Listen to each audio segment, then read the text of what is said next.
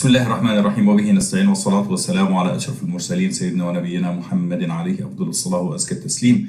Dear brothers and sisters everywhere, Assalamu alaikum wa rahmatullahi wa barakatuh. Today inshallah we're going to resume our reflections on Surat Ghafir, and we have reached Allah subhanahu wa ta'ala saying الذين يجادلون في آيات الله بغير سلطان أتاهم الذين يجادلون في آيات الله بغير سلطان أتاهم كبر مقتا عند الله وعند الذين آمنوا كذلك يطبع الله على كل قلب متكبر جبار. الذين يجادلون في آيات الله بغير سلطان أتاهم, those who dispute about the ayat of Allah, the signs of Allah, without any authority that has come to them. Those who attempt to refute truth with falsehood, and who dispute the proof without evidence or proof from Allah subhanahu wa ta'ala. And here arises a question: is there any dispute about Allah and His signs with supportive proofs or evidences? Scholars say yes, there are. Yes, there is a dispute about Allah subhanahu wa ta'ala, and this means that there are some who dispute about Allah to prove His existence and to prove the truth about Him subhanahu wa ta'ala, while there are others who dispute about Him subhanahu wa ta'ala in a way to deny Him and reject His signs. So we have two parties.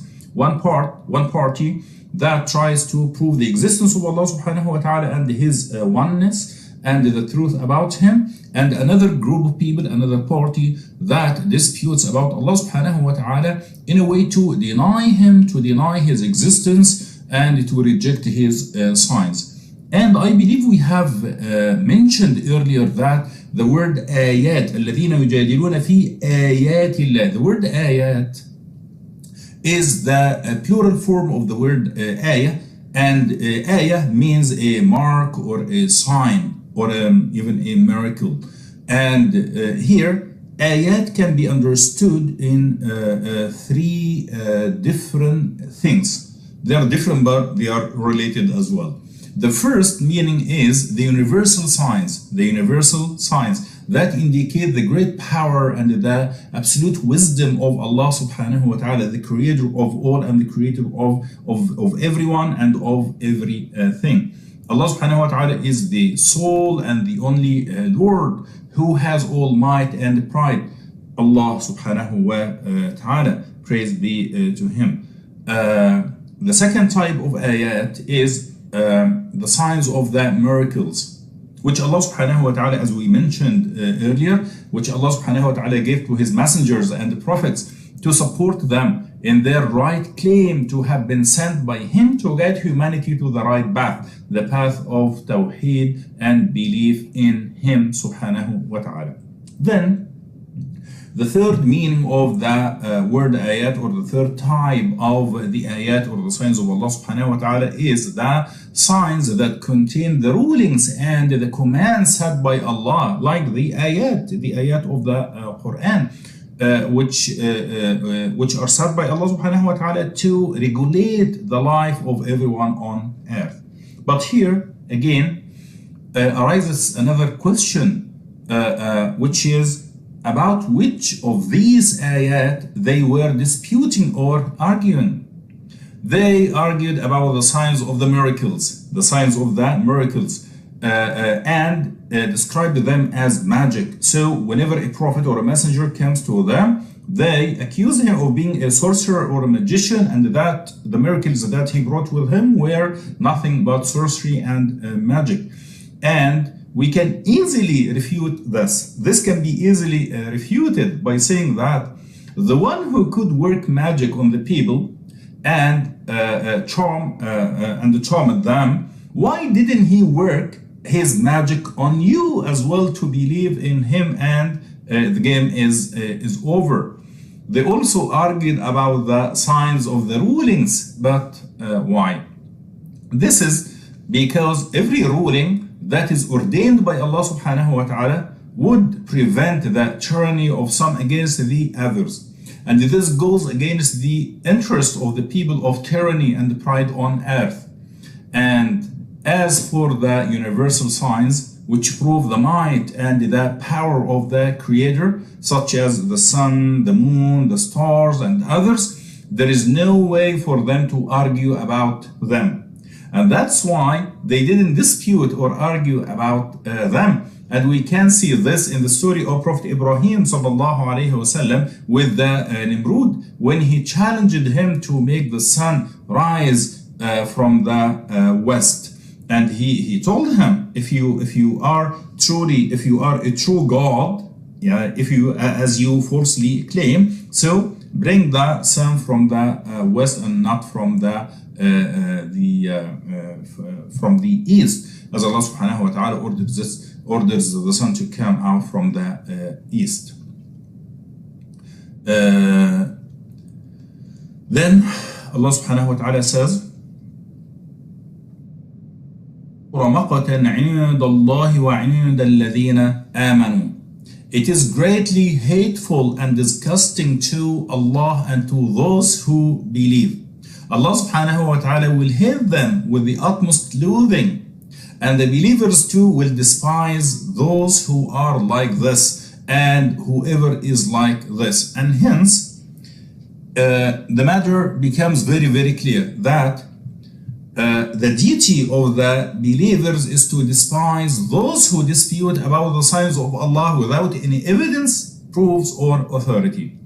كذلك يطبع الله على كل قلب متكبر. Thus does Allah seal up the heart of every arrogant. Allah subhanahu wa ta'ala will put a seal on his heart, so that after that he will not acknowledge any good or denounce anything evil, so that they cannot follow the truth. Jabbar, tyrant or tyrant, whoever sees the signs of Allah subhanahu wa ta'ala and disputes about them, the heart of such a person is sealed up.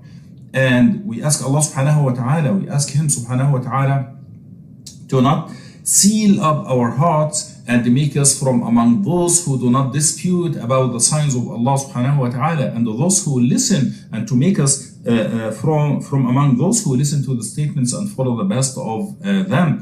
Ameen ya Rabb al-Alameen. Remarkably, here in this ayah, the Quran says, يطبع على كذلك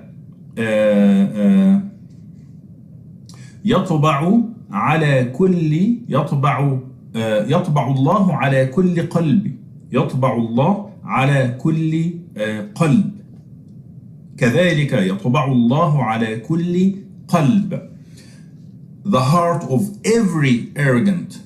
على كل قلب. The heart of every arrogant. And not يطبع على قلب كل. The heart of every. Because it differs. يعني the translation may seem very, very similar. And this is because of the narrowness and the poverty of the English language compared to the Arabic language, the richness in the Arabic language. But in the Quran, when the Quran says يطبع الله على كل قلبي, this is totally different from يطبع على قلب كل متكبر.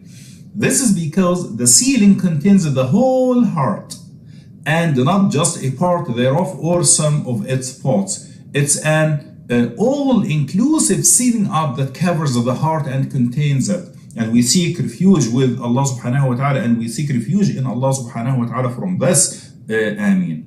Then Allah subhanahu wa ta'ala says, وَقَالَ فِرْعَوْنُ يَا هَامَانُ بِنِ لِي صَرْحًا لَعَلِّي أَبْلُغُ الْأَسْبَابَ. And Fir'aun said, O Haman, build me a lofty tower that I may arrive at the ways. Allah subhanahu wa ta'ala tells us of the arrogant and hostile defiance of Fir'aun and his rejection of Prophet Musa sallallahu alayhi wasallam. When he commanded his minister Haman, and we have mentioned Haman before, and we talked about the Quranic miracle regarding the name of Haman and the character of Haman. So Fir'aun commanded his minister Haman to build him a tower. And a tower, this means that it's a tall and high and strong fortress or building. And in this ayah, Subhanallah Rabbil Alameen, we see how Fir'aun behaves. And this is a very interesting, this is very, very interesting indeed. Here in this ayah, Fir'aun tries to draw the people's attention to something else. He is trying to draw the people's attention to something else. He tries to distract the people from the main things that are being discussed here. Instead of responding to the believing man's sound and logical argument, he commands his minister to build him a tower, the building of which will take years and years until the people forget all about Musa sallallahu alaihi wasallam and his message. So he is trying to distract the people from the truth and make them forget all about Prophet Musa sallallahu alaihi wasallam and his mission and his message. And here also arises a question. This could be anticipated from Fir'aun. This could be anticipated from Fir'aun and the likes of him. But how could the people be misled in that way? But the reality is that this is normal. This is typical and this is normal, and it happens all the time. We can say that Fir'aun was the source of the materialistic thought. الفكر المادي, the materialistic thought. He had to see the God. He had to see the God in order to believe in him and in his existence. And this is a materialistic creed that is out there nowadays. The thought that what is God in the laboratory? What is God in the lab? What is God in the lab? Prove his existence to me through abstract science. And this is the thinking of the atheists and or agnostics. We ask Allah subhanahu wa ta'ala to fulfill and to complete our faith for us, our faith in Him subhanahu wa ta'ala for us. And we ask Him subhanahu wa ta'ala to make us all from among those who listen to the statements and follow the best of them. And here we come to the end of this episode as well. And we're gonna, until we meet again, inshallah. Assalamu alaikum wa rahmatullahi wa barakatuh.